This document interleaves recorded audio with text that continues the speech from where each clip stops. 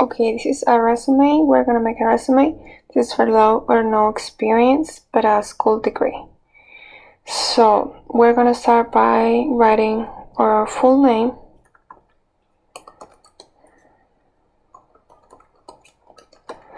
Remember, full name, and then we need the full address, and we need to make sure that the name is on top of it, and it's centered, and it has to be has to include phone number, email address, and it must look something like this after that. Make sure the last name we are going to use Arial 14, and then for the street name and everything else Times New Roman 11, so that everything fits in only one page. We're going to use for the name, we're going to use only single space and no space afterwards, and this makes sure both are zeros. Both of these are zeros. And then we say okay, perfect. And now here make sure you leave a space. So you type the last name and then you click enter once. Here you're gonna click another enter once, and then you're gonna type, to make this line, you're gonna type 3 times dash and then click enter, and then that line originates on its own. Since here we already have it, then that's fine. We're gonna leave it. So you type objective, and then to work for a growing company or whatever your objective is, this is not I don't know, just made it up for this video. So you type it in, and then you click 3 times dash to create that line, and then you type in your information. Make sure you leave a space in between, and then you type education, and you use this is size 10, everything else I guess will be size 10, and then type it bold. Make sure your school name is italicized and bold both.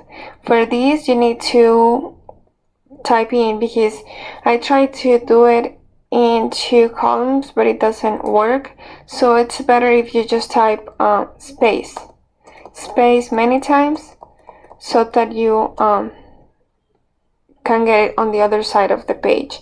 And then in the next step, make sure this is the city of the university, where the university is.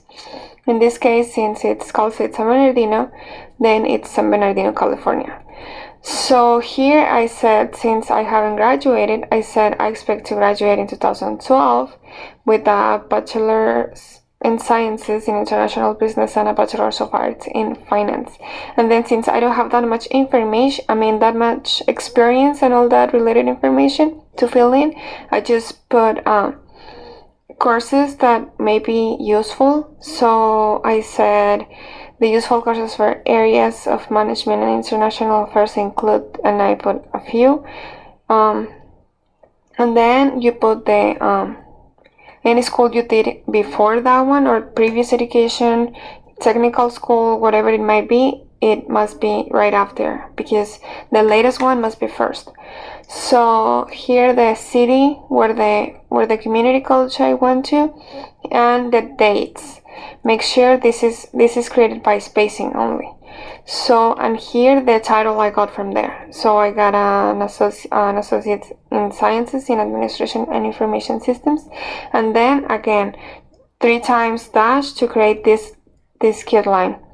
So after we are done with that, we are gonna do the employment. Here again we click enter once, and then we type employment.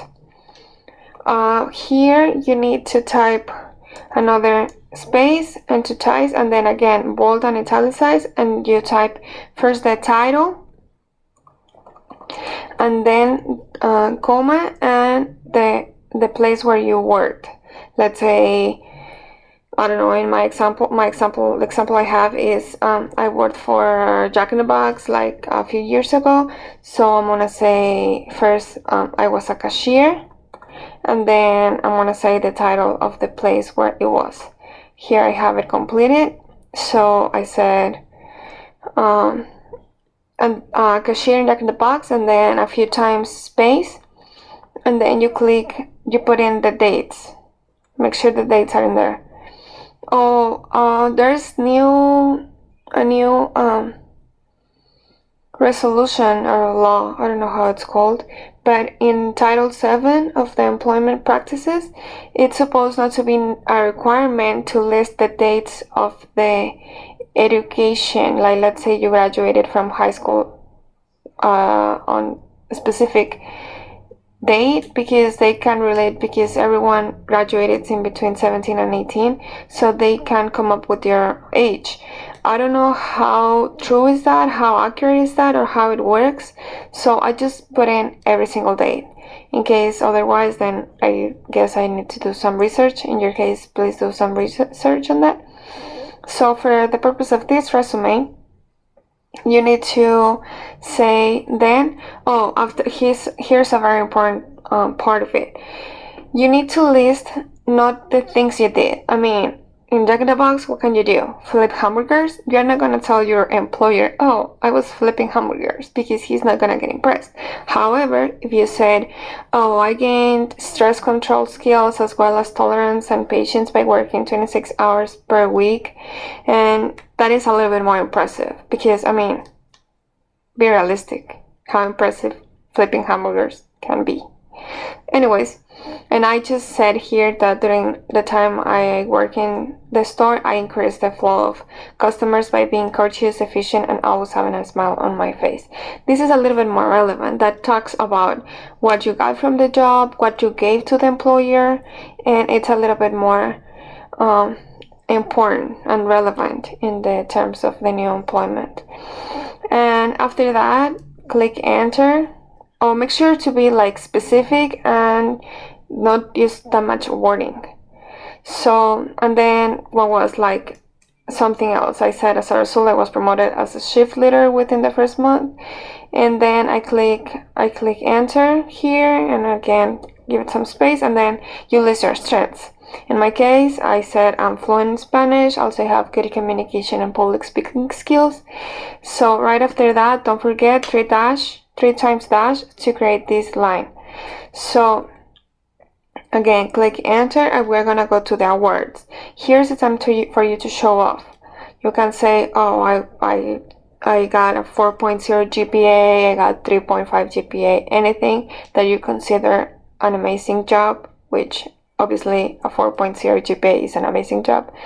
Anyways, any honors society you were in college, any amazing club you were part of, any good event that you, I don't know, that you managed or something. In my case, I participated in some I don't know how it's called. It's an event that it's every time, and it's a National Model United Nations, and then I explain a little bit of it and the awards that we got, and also I said what I got from it. So I said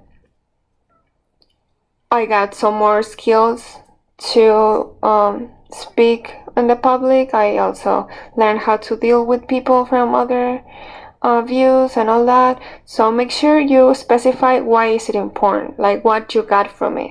Not only say, oh, I got a 4.0 GPA, because I mean, yeah, but what else? What did you do with what? How? So that is great. Also, I've noticed that people doesn't really pay a lot of attention on GPAs, because come on, GPA means you got high grades, but did you really do all the homework? I don't think so. Maybe you got something from someone else. Anyways, make sure that you list other stuff, not only, oh yeah, I did this, so what? So this is all for this, and thank you for listening.